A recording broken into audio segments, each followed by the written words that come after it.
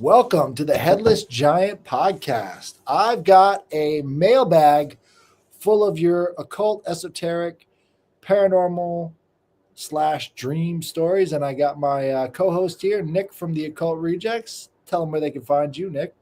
Thank you very much for having me on again. I'm looking forward to this. Yes, the Occult Rejects, that is on all major podcasts and BitChute, Rumble, and YouTube. And if you like Headless' stuff, you'll see him on there pretty often. So go check it out. We had a wild conversation last night. Bro. Oh, yeah. That dude's crazy. That dude's bugged out. I had him on more for like entertainment.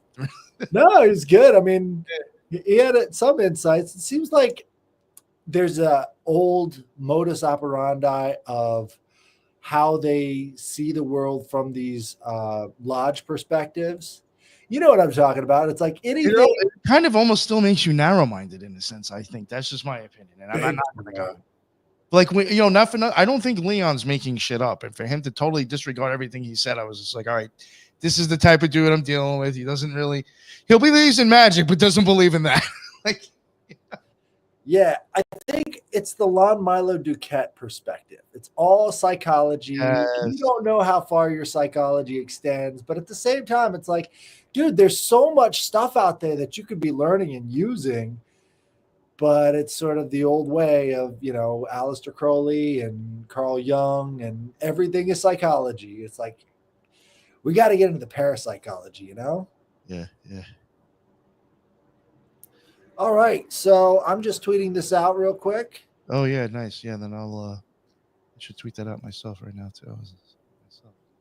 We got a bunch of responses, but if you guys want to get your stories out there, you just email me at headlessgiantpodcast@gmail.com and I'll read your stories. So this first one, I'm going in most recent order, so I got a few to get through to get to yours if you're looking for it. This is from Joe Ferguson. So I had this dream 20 plus years ago. First and foremost, I mean, no disrespect to anyone or their specific beliefs, but this is my dream, and this is how it played out. And it has always stuck with me, and I remember it very vividly. In the dream, I had come to this apartment complex kind of at the edge of the city. I couldn't tell you what city or even why I had gone to this apartment complex, but when I arrived, there were a bunch of Muslim women there and their children. After taking a few people, I find out this is a place where Muslim women and their children can go if they have been accused of adultery or other sin that would cause them to be exiled. I don't know if such a place exists. And I arrived on a very special day. They were making a pilgrimage and I was invited to go with. So we set out on a walk and then we came to this mesa. And after we climbed the mesa, there is a pond that is about knee deep. And the pond is tons of fish swimming around. Also, horses are galloping and splashing through the water. I'm quite taken aback by all this. And I don't realize that something is happening above me until I hear all the women crying and chanting. I look around and the women are all staring up. And when I look up, there is an eclipse happening. Okay. Right. And as the moon is in alignment with the sun, a vision of Mary appears, and then I wake up. I've always loved the myth and symbolism, so I know a lot of the symbolism is goddess related, and I am big on the divine feminine getting her time to shine. But this dream and one other are really the only dreams I can remember. But this is one especially. Take care and hope you guys enjoy. So we got the horses. Yeah. We got the fish. We got the Muslim women. Now, what I'm hearing when I hear the Muslim women is I'm hearing cloaked figures. That's what I would get, or just like the eyes. The eyes kind of showing, or like, that whole thing that they wear. Right. It's interesting how you got that again after last week was kind of like an Arabic, Muslim person type. It's interesting.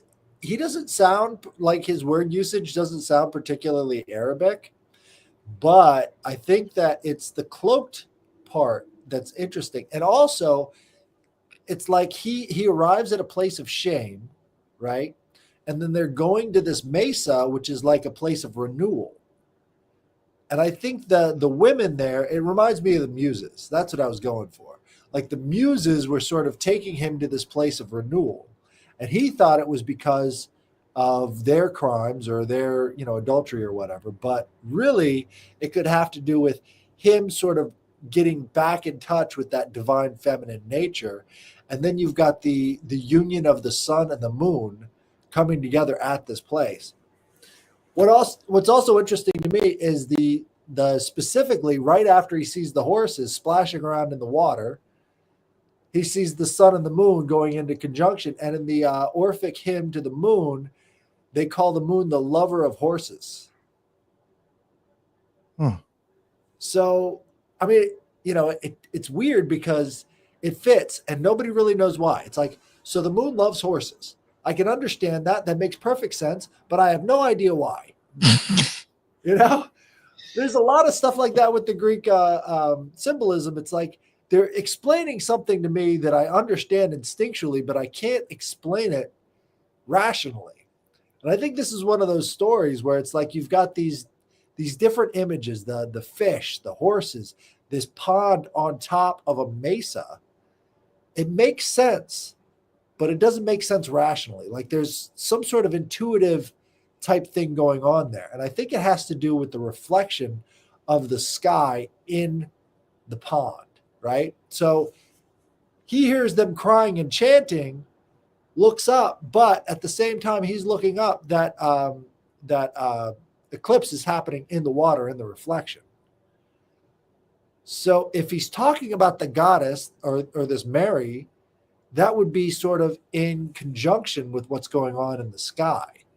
So it's like this, Hieros Gamos again, like this divine union between earth and sky, which brings about this sort of Marian apparition.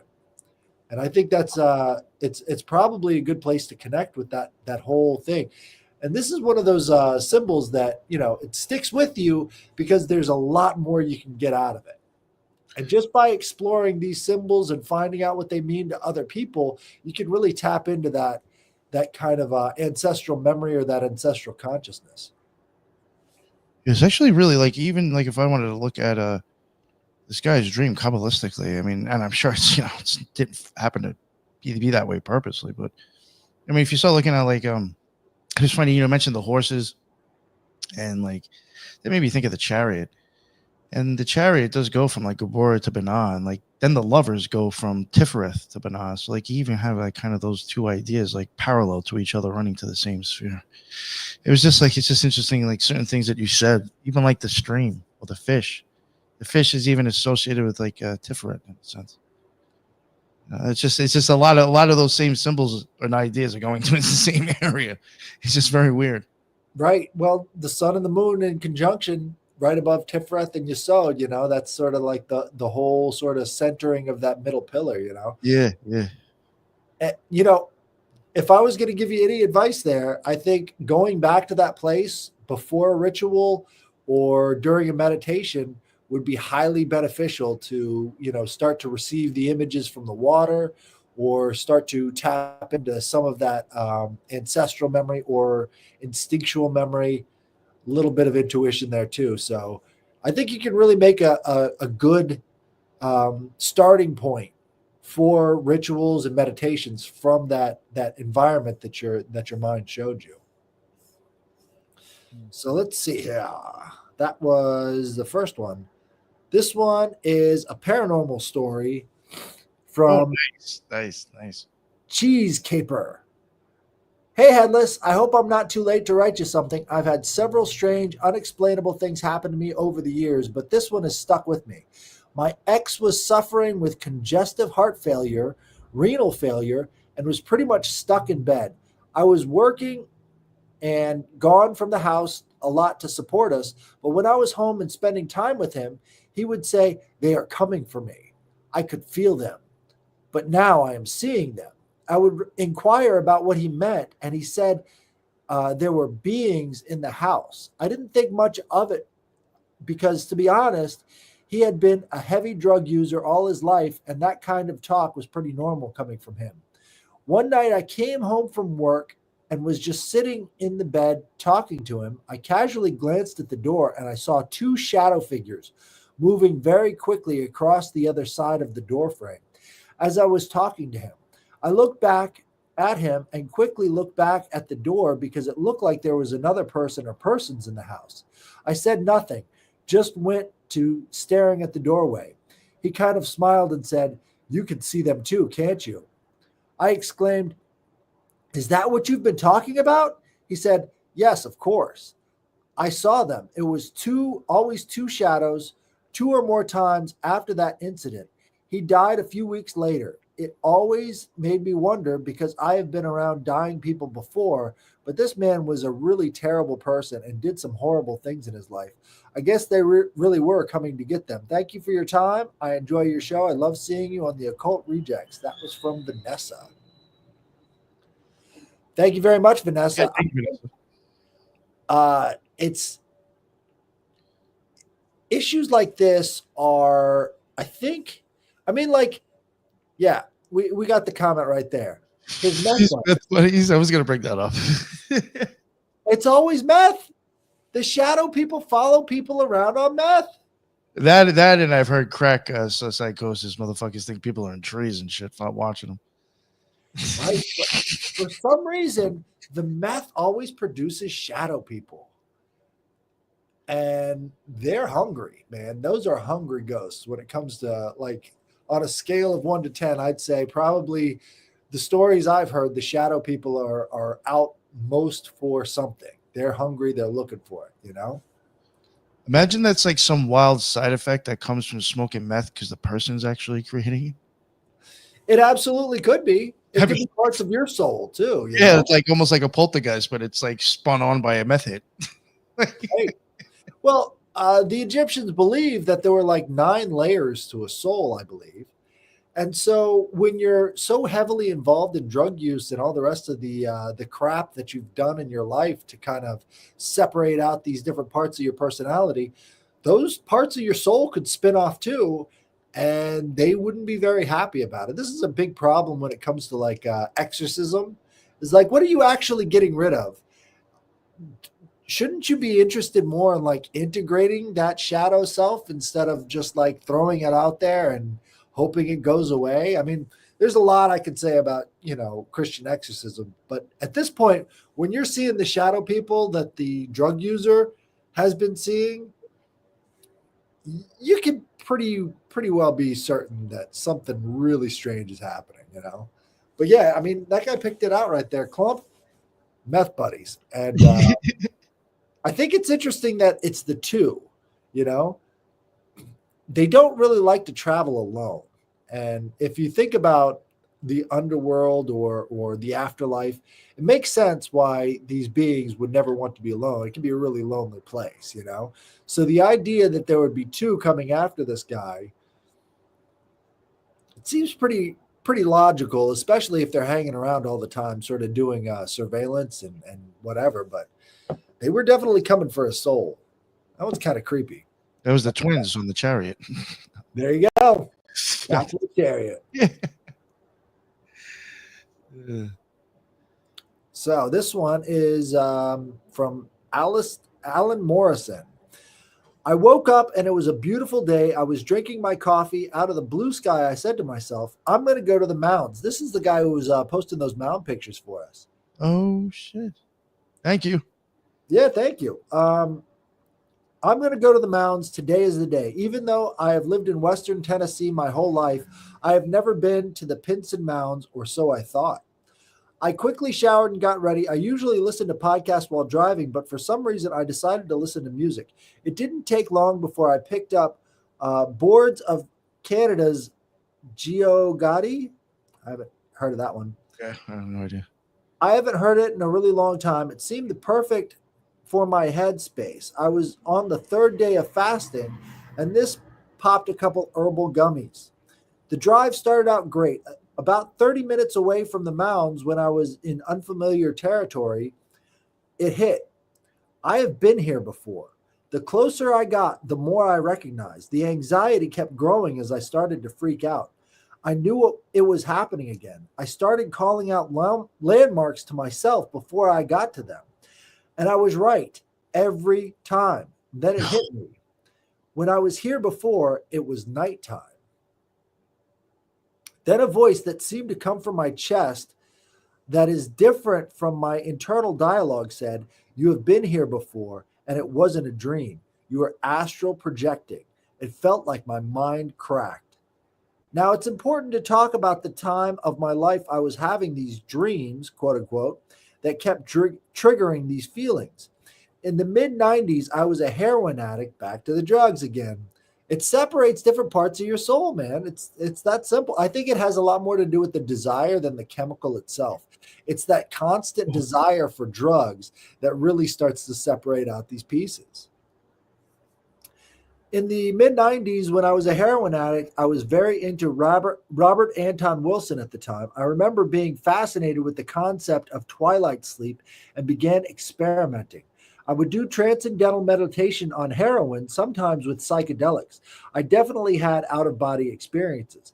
Hell, I've probably died more times than people are supposed to. I think what was happening was I was leaving my body in my sleep. From what I have read tonight, opiates suppress the dream state, so it seems it could be a possibility. I mentioned the boards of Canada because I listened to them a lot in this period. I felt it may have helped with the revelation. I do not recommend people try this. Heroin will make you a slave, and it is not worth it for a chance for some supernatural experiences you may not even have. None of my user friends that are still alive had these experiences. I would not wish heroin addiction on my worst enemy. It's the most evil thing I have ever experienced. I lost part of myself that I will never get back. Again, separating out the parts of the soul. I've been off opiates now for 23 years. Wow, 23. Yeah, that's great. That is awesome.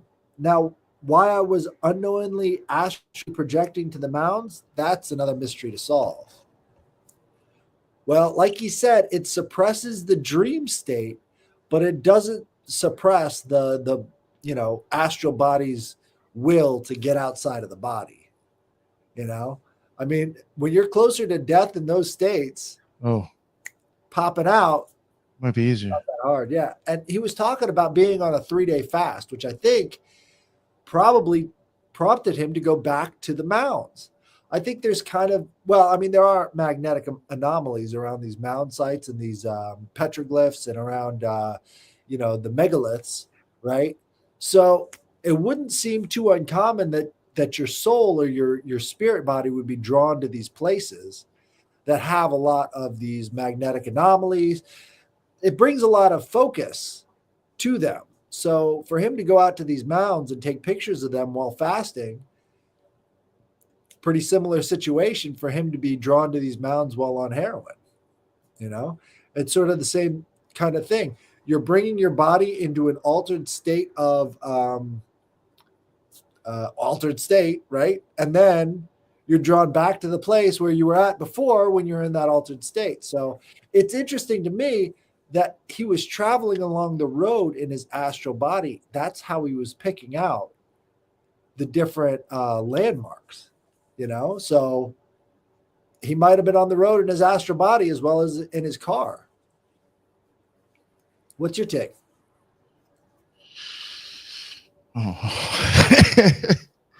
Oh. Astral travel. I don't know. I mean, there has been times, and I think I kind of, the thing is, I'm kind of referring back to something that we've said before, but there has been times where it's like when I've been extremely sick, and like I do feel like I went somewhere for like a few seconds that wasn't dreaming, but somewhere else, because it seems weird and it almost seems like it has an atmosphere to it in itself. That has always been like, and in extreme high fevers. Put it that way. I've had that happen to me a few times. It's almost like that Pink Floyd shit, I had a fucking fever in your hand, felt like two balloons type shit like that. But like that has happened to me. And I've heard that happen to other people too. As a child, you'll have a high fever, you'll be sick, and like you almost have like hallucinations or you experience these like, weird things. But yeah, there has been a few times where I have thought that I've astral traveled, and again, I don't know if that's because, close to death, but I mean, there is something going on in your body that's, not good either.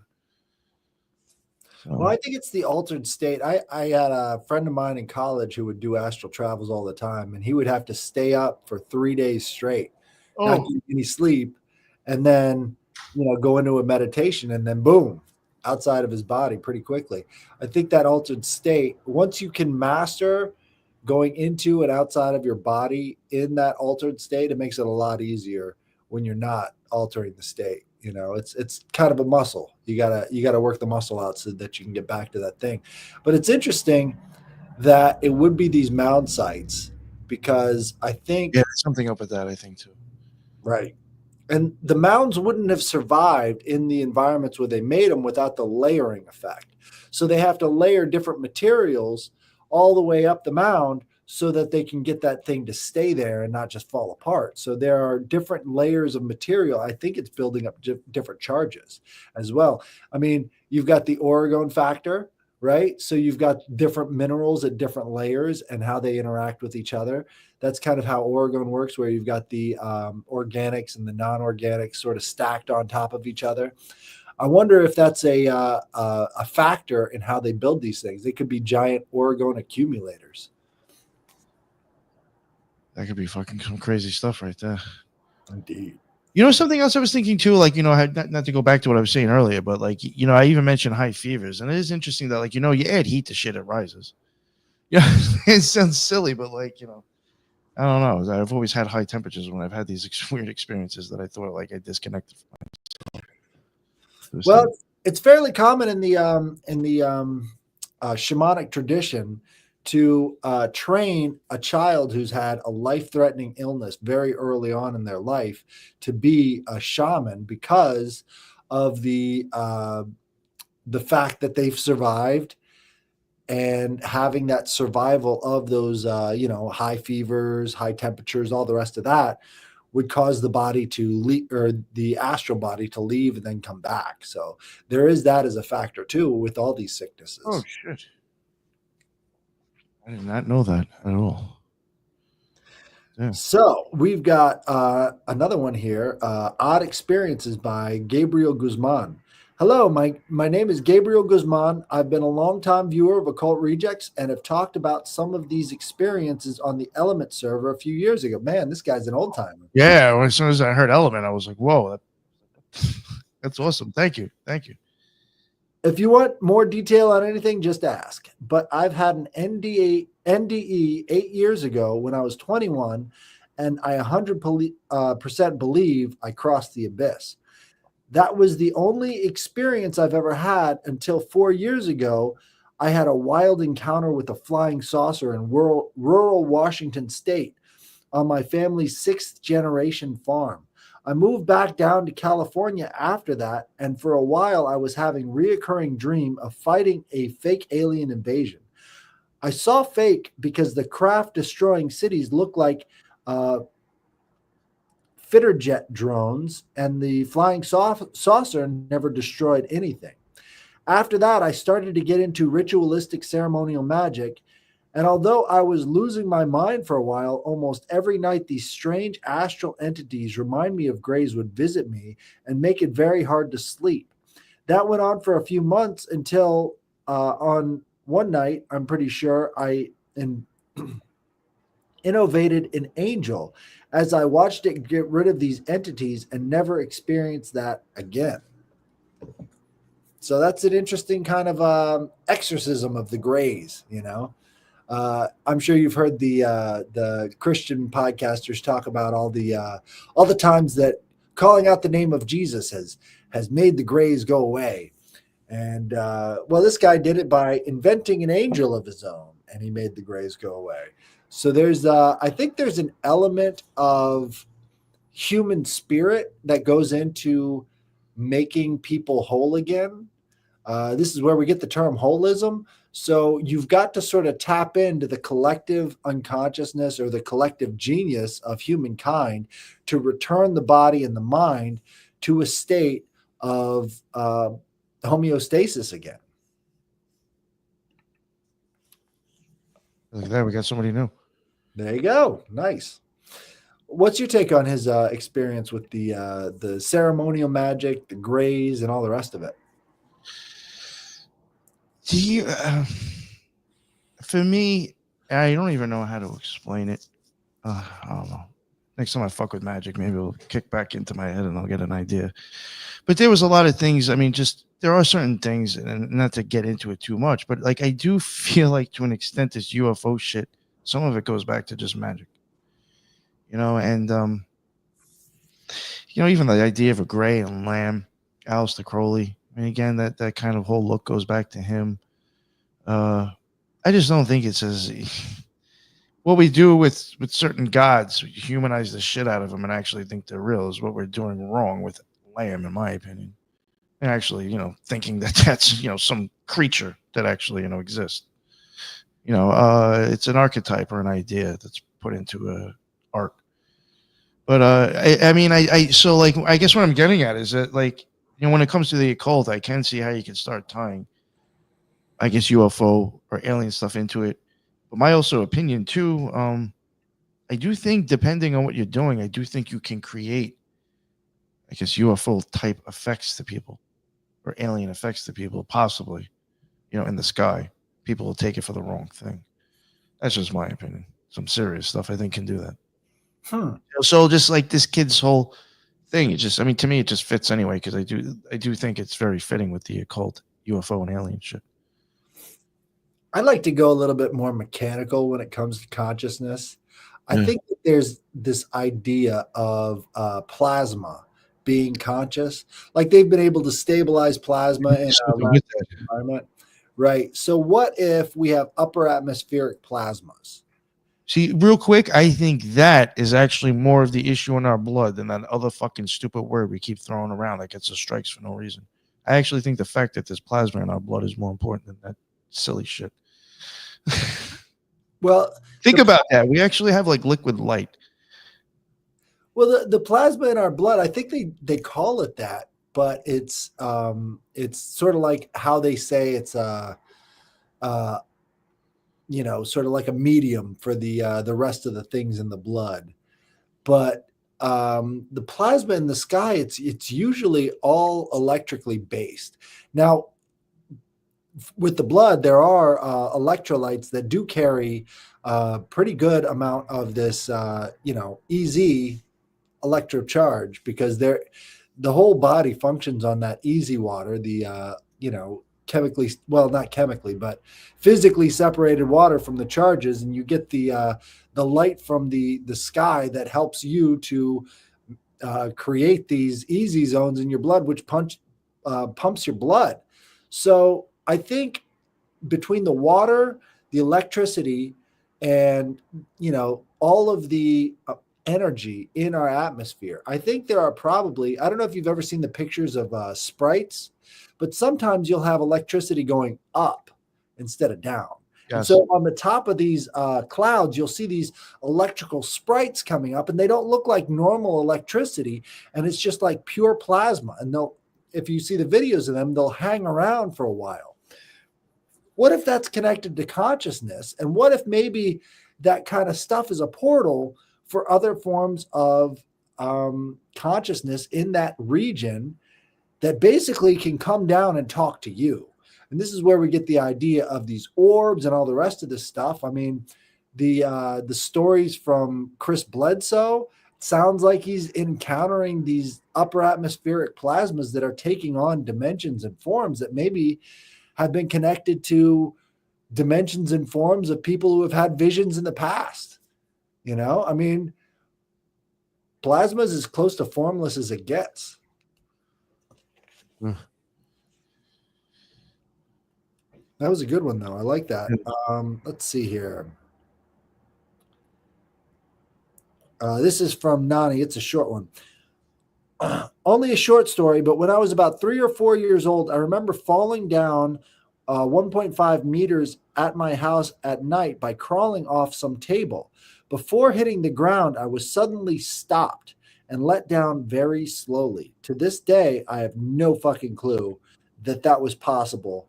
No one was even near me. Interesting. I could see you kind of have different layers to your soul, and those different layers are connected to other different parts of your I guess you would call it spiritual ecosystem. Yeah. And a lot of that goes into Good way to put that. ancestors. Right. Well, that goes into ancestors. So yeah, you're thinking about these guardian angels and stuff. That's heavily connected to ancestors who still care about their own family and how they grow up. And so a small child falling off of a table would definitely get their attention and cause them to step in with whatever they had, you know? What's your take? I mean, we do all have, like, even in our, not to get scientific on it, even our DNA, we do have like our whole ancestors like stored within us too.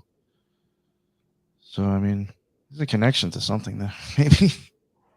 I agree. And I not to try to get like too out there with it, but I do think, like, yeah, even like within an occult, even kind of like you said, you're like holy guardian angel or something like that. To me, that would be kind of like higher up your DNA chain, maybe like more in the past before you got all the way to where you are now. So. We got Slick in the chat. Look at that. Slick, what's up?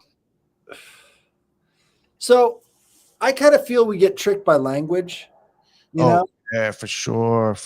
Language fucks everything up. Right. And so, our perception of things is so heavily biased in terms of the language that we use. And so even talking about guardian angels, ancestors, all the rest of this stuff wrapped up in our family reincarnation cycles and across family reincarnation cycles. It's like, all these things could be connected on a level that we haven't been able to describe fully yet. I'm up with that, So if we don't have the language to describe it, maybe just going through the experiences and finding the similarities is good, Yeah, because I do think it's like I've always said. Sometimes to explain some of my experiences, I can't even really properly do it speaking. It's like I have to like give like visual ideas, and that still doesn't even do it. It's like I can't explain it with the language I have. Absolutely.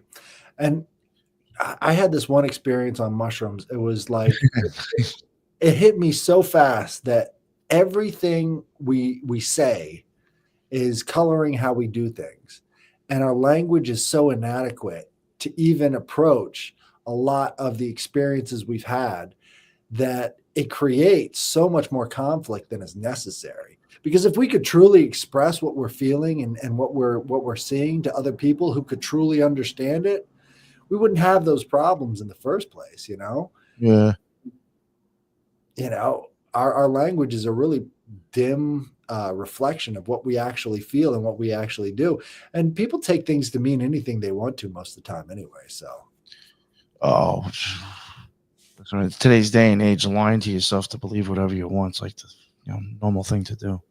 I think a really good example of that is the fact that for the last 6 or no, probably 8 years now, the left has lost all sense of humor because they intentionally misinterpret everything they hear because that's the way they feel.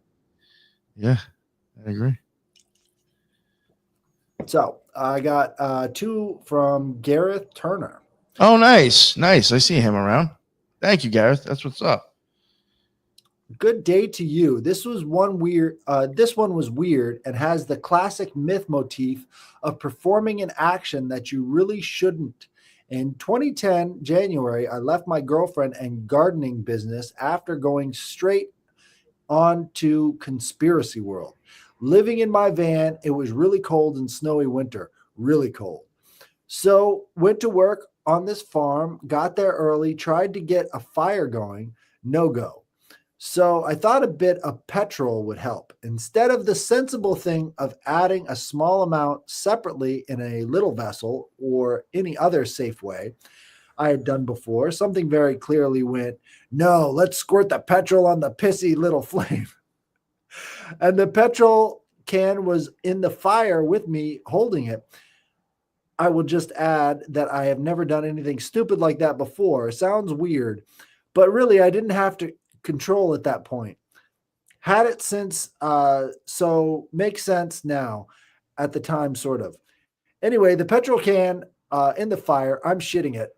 There's a stream outside, lots of snow. So I run outside and jump into the little pool that's part of this brook stream. The next thing, the water is in the fire all around me. The petrol has poured into the water and I am surrounded in the fire. Did a weird thing then. I had a good moment like 1000s in one to take stock. It was fucking amazing. Then back to real time. So I guess time slowed down for him. Yeah. That's When it's pretty cool. Matrix time. Yeah. Then went back to real time and the stream takes the petrol away. Sorry, nature. And I am left soaked, slightly laughed and slightly singed and ecstatic. Ecstatic doesn't quite sum it up. It was like my vision quest, posted some shorts, yet this was unclear to my vision quest peaceful. Explained it to my shaman once, was a baptism of fire and water. Self-initiated. Oh. That's interesting. So I guess it was an accident that led to kind of an enlightenment experience where you got to see everything in Matrix time. That's pretty wild. That's pretty cool. I like that. So Like I've slow. had experiences where everything seems to slow down, Oh yeah. but I just wish I sped up. If I sped up, things would be a lot better. But Oh, as it's like it slows down, when you're on the swing set, you jump off the swing. That shit slows down for a few. You go, feel like, oh fuck, I can't believe I actually did this again. I don't even know what this has to do, but thank you. I was reading that before, and I was like, I don't get it. But thank you, Lucy. wish y'all wish. Holla peeps. Let's see here. Time has been speeding up over here. Yeah, that I do feel like it has been. Especially with all this stuff that Trump is doing, trying to flood the zone with all of his all his new orders and stuff. Well, that motherfucker's I don't know. He's off the hook. He's off and running. Yeah, I mean, anybody who thinks that they can balance this many balls in the air as they're trying to juggle them has either been planning for this moment for the last 4 years or is completely out of control. I kind of assume it's the latter, but who knows? I think they're completely out of control and just doing what they wanted to do for the last 4 years. Yeah, I don't know. It just it seems very interesting. I wonder where we'll be like a year from now. Yeah. Yeah, because it's just a lot of things should seem to change pretty soon, actually, with all these decisions he's making. Yeah, I mean, I will say one thing that is like creepily eerie about it. And again, I'm not just saying that it's necessarily like that, but there is a lot of parallels to Nazi Germany still with this guy. I mean, instead of Jewish people, now we're just deporting fucking illegal aliens to a fucking prison. Like, what the fuck?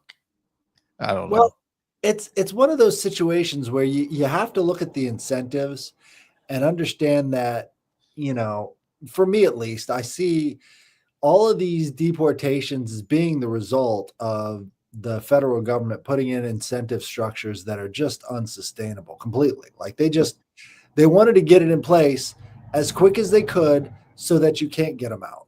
And he's saying, I don't care. So at some point, it's like, I put it like this. Oh, believe me, I don't think motherfuckers should be here either. It's just like just the parallels to Germany in certain points with this guy. It just seems funny and uncanny in certain ways. Right. I'm saying it's definitely necessarily like that. It's just if you want to look at it, it is kind of like, what the fuck? Right. Well, from the libertarian perspective, they're like, there shouldn't be any borders. There shouldn't be any states. And I look at it like this. So libertarians are in favor of firearms, right? And, they see the firearm as a tool. Well, if you look at immigration like a tool, it could just be like a firearm, right? You're just using it to displace the native population. So do you have to disarm the person so that he doesn't shoot you? Or do you let the tool continue to do its job, which is displace you? And if you look at it like that, you can kind of understand, this isn't really about statism. This isn't really about borders. This is about disarming the people that want to displace you for their own benefits. I mean, if you look at the amount of aid that, what's his name? George Soros got from USAID. Like he got $126 billion so that he could do these, importation plans all across the world, not just America, but all across the world, because the idea there is to use these immigrants as a destabilization play to make sure nobody can resist their agenda. That's a weapon. That's being used as a tool, and you got to take the tool out of their hands. I think that's one of the reasons why Musk and the rest of them are going after this USAID, because that's been the main tool. I found out today that USAID has 4 times the budget of the CIA. So anytime the CIA is doing anything, all they do is go over to their piggy bank, USAID, and then just withdraw the money and keep doing whatever they want.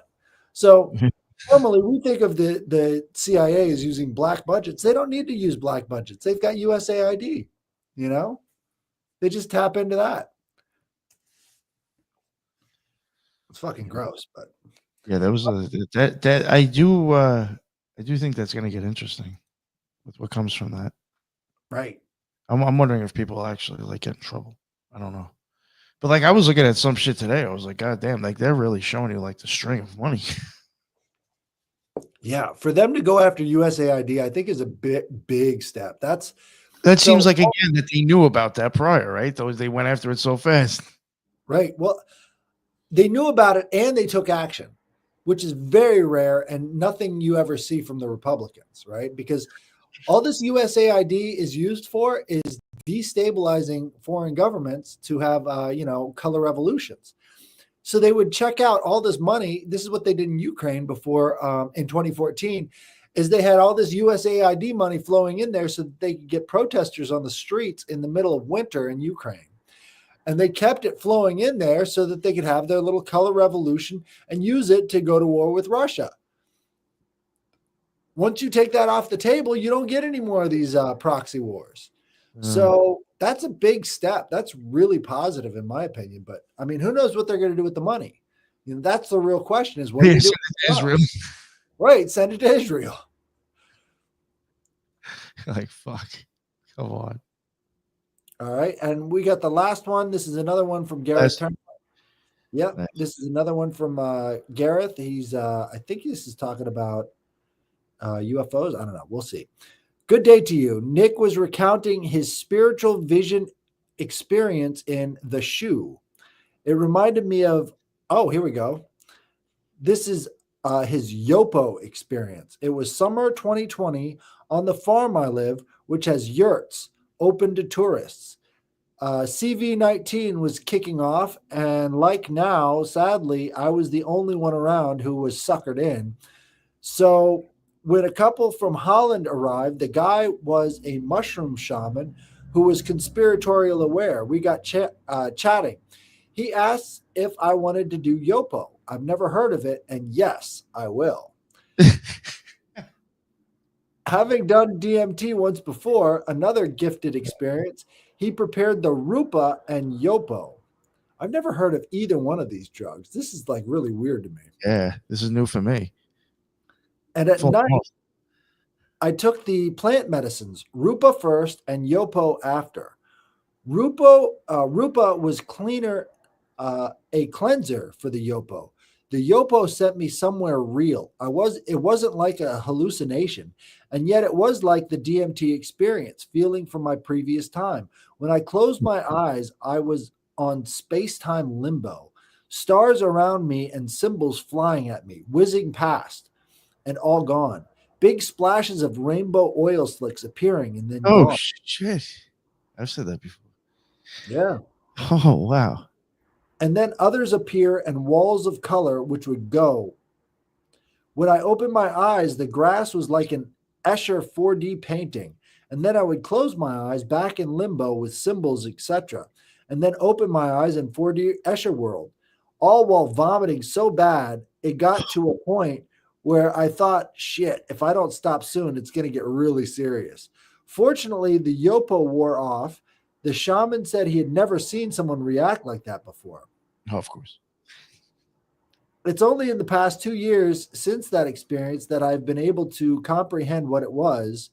And that's only thanks to spirit guides. Even writing that feels crazy, and yet getting used to acknowledging them rather than ignore, which is pointless, like ignoring the shock reading of the I Ching. So I was allowed to visit our periphery. Shouldn't use a stupid word, and yet it was like I was sneaked in. My body really didn't handle it well. Put a whole new light on the realm, flat earth, and others. When you know, you know. And I write that as my other and first DMT again came to me without asking. Was scared to try, and yet was shown everything is moving all true time, all through time. I sat on a hill in the Tontes, Devon, UK. The whole of everything was alive and pulsing. The green covering the land billowed like a duvet, and the unmistakable feeling like Yopo. I wasn't wasted. I was just really aware and soaking it in, stepping out of the ordinary time, seeing and feeling things as my frequency is ratcheted. I have a great respect for medicines, whether fasting or taking when used right, are the best language. Thank Headless for your time. Much love and warmth to you and yours. I'm going to look up what Yopo is. Yeah, I've never heard of these things. That oil slick and the rainbow colors. Some of that stuff. That was pretty interesting. Yeah, so he thinks that was the edge of our reality. I can see that. Yeah, it kind of seems like that. I could see that too. That makes total sense, especially when you're talking about crossing the abyss. You would see the sort of rainbow oil slick as you're moving across that boundary. So I've got the Wikipedia page pulled up, and it's called Anna Den Therna Perigina, also known as Yopo, Jopo, Chopala, or the calcium tree. It's a perennial tree of the genus blah, blah, blah, native to the Caribbean and South America. It grows up to 20 meters tall and has thorny bark. Its flowers grow in small, pale yellow to white spherical clusters. Let's look at the uses. The wood produces very hard timber. Toxicity. The beans, sometimes called seeds, and falling leaves are hallucinogenic and toxic. Oh. Well, they said. So they don't want to get into it too much. Yeah. Entheogenic uses. Archaeological evidence shows that the beans have been used for hallucinogens for thousands of years. Oh. The oldest clear evidence of use comes from the pipes made from the puma bone, found with the beans presumably of the sister species at Inca Cueva in the site Humahuaca Gorge at the edge of the Puna Huay province in Argentina. The pipes were found to contain the hallucinogen DMT, one of the compounds found in the beans. Radiocarbon dating of the material date to 2130 BC, suggesting that it has been used for over 4,000 years. So make note, everybody. Yopo. It's got DMT. Well, I was tripping on that shit for a minute now. Damn. YOPO. Yeah, they said they smoked that out of a puma bone? Yeah. That's hardcore, boy. DMT out of a puma bone. I mean, who's better than you at that moment? I've never even used this shit, and I'm saying. It didn't say anything about Rupa, but Rupa, RUPA. I guess you use the Rupa in conjunction with this, and then you're vomiting and seeing Escher paintings and stuff. But you got a puma bone. It's okay.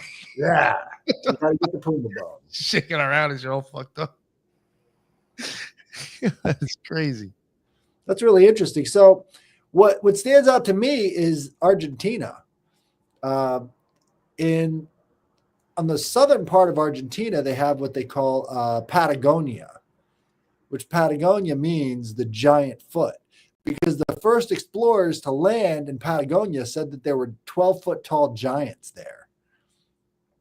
That's why it's called Patagonia, because of the 12-foot tall giants.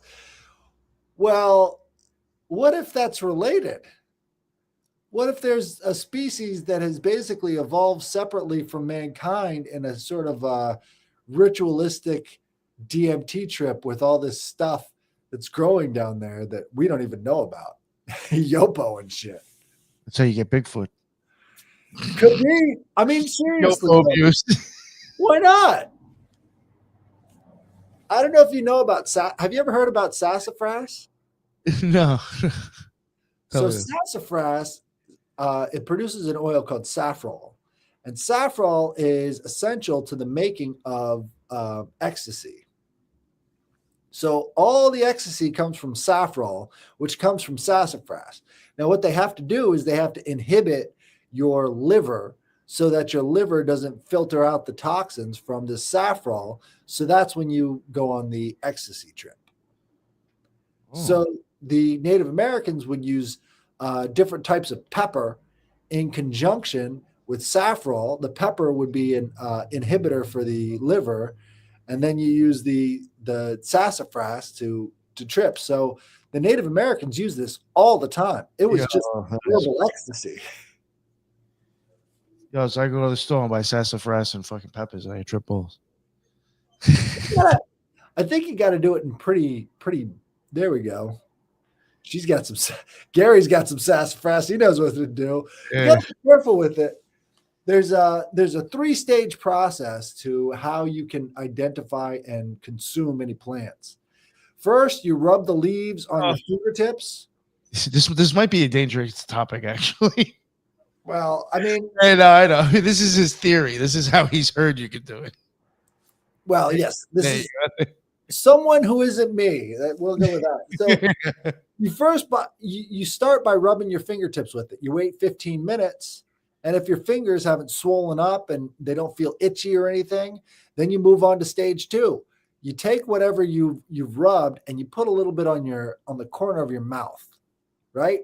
And if the corner of your mouth doesn't swell up because it's a different type of skin. Oh, but then you can look like you got herpes. Well, yeah, if it does react, but it's better than putting on the inside. After that, you put it on your lip and your gum. And then if it doesn't do anything from there, then you can take a bite of it. But you got to wait like 15 minutes between each one of these phases so that you can get to the point where you can actually start to do this. So a lot of people have this idea that you can't tell what's edible in nature from what's not edible. But if you follow these steps, you can actually start to find what is edible and what isn't. And just by paying attention to all of the different signs, you can find what's edible and what's not. And doing that will, boost your chances of survival if you're ever in that situation big time. I like to believe there's another way of knowing if it's poisonous is if, did so-and-so die when they ate it for the first time? Right. I like to know there's another protocol besides death. Right. And the ancient natives knew about these different protocols, and they would always be looking out for what the plants were around. So if they knew a plant that it was next to, they would watch how they interacted with each other so that they would be better aware of what those properties in that plant were. There's lots and lots of these different observational techniques that, ancient mankind had before, us. And basically we're stuck trying to rediscover it. I kind of put it this way. We're aliens on the planet we're born on in a lot of ways. And we don't have that interaction. But once you start to get into this, I guess DMT and all this drug culture and stuff, it's really important to keep in mind that what you're doing is you're interacting with the plants and stuff on this planet that you and your ancestors haven't done for hundreds and hundreds of years. So reconnecting with that stuff could be very harmful and dangerous if you don't take the time to start to learn the properties a little bit better. Well said. Man, respect to the humans who ate shit and died so we can live. Yeah. That's what I'm saying. I really like to believe it went down a little bit differently than that. Oh, I'm sure at the beginning it did for a while. Or maybe you just walked past the bushes and you saw the dead people on the floor and you're like, yeah, you just don't even eat that one. They were rubbing all that stuff on their gums, seeing what they could do to get high. I'm telling you. That was a big part of it because they're like, hey, maybe that is poisonous, but maybe it's poisonous in the best possible way. Like, oh, you use this leaf, it numbs your gums. Right. How do you think they discovered the coca plant? You know, Anyway, this shit makes your mouth numb. Fucking hilarious. Yeah, right. So yeah, like, let's see if this one trips me out. Or it's like it kind of bothered my lips, but not enough. So maybe it's like toxic to like trip you out but not kill you. this kind of reminds me of the story I heard about the dream giants. So What's the dream giant? there was an anthropologist who was studying these pygmy people. I believe it was in Indonesia, because they have pygmies in Indonesia and they have them in Africa too. And he was staying with them and studying them. And what they had were what they called dream giants, who would tell them what to do from their dreams, right? And so, he was learning the language and sort of integrating in with their society. And then he started having, so these dream giants would come to the pygmies and tell them where to settle. They would tell them what to eat. They would tell them where to go, how to build their stuff. They were like tutelary spirits. As he's staying with them, he starts having dreams with dream giants. And the dream giants start talking through him to the tribe. And so people in those tribes, they knew not to lie about these sort of situations. And so now he's telling them what he saw in his dreams with the dream giants.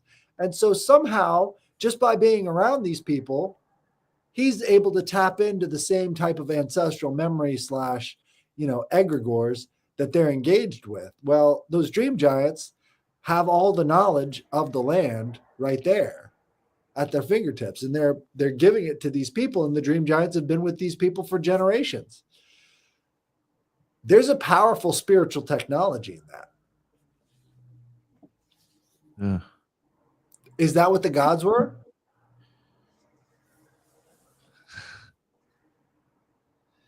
Did they also have pygmies down in did they have them in Australia as well?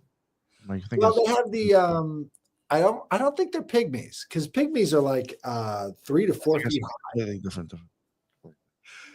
Right. So it doesn't take much for them to see a dream giant, because basically everybody's giant to them.